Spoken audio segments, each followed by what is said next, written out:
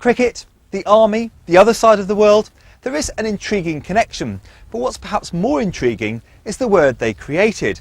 And it all began when a group of soldiers left the county of Dorset here for Australia. Well, they weren't quite from the county. Regiments roamed in those days, but the group did evolve into the Dorset Regiment.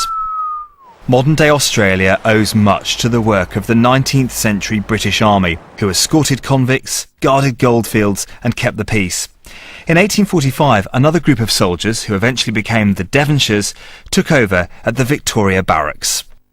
Close to their barracks in the city, which still stand, the soldiers were given an area of land on which they were allowed to play cricket. It's now the Sydney Cricket Ground.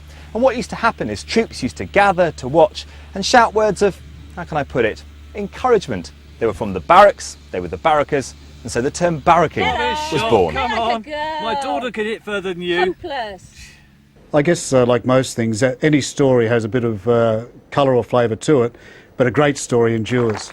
Australians, when you watch the cricket, will always be yelling various terms and so forth at the various players and to put them off, and therefore I think that's why the barracking has remained. Have you ever used the word barracking? No, I haven't. Would you like to? Probably not. Well, it's to do with talking to people and shouting people down, basically. And You don't use that word? no. The museum, which celebrates the regiments, has been investigating the story attached to this piece of silver, normally kept in the officers' mess. The table centrepiece was paid for by local people and donated to the troops, even if they did give civilian cricketers a hard time on the pitch.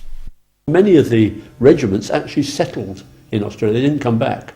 They got their own grants of land and stayed there. When the regiments came home, they stayed behind. So there's a lot of Devon and Dorset folk in that part of Australia to this day.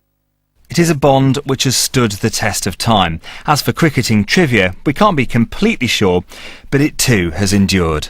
Simon Clemison, BBC Spotlight, Thorncombe.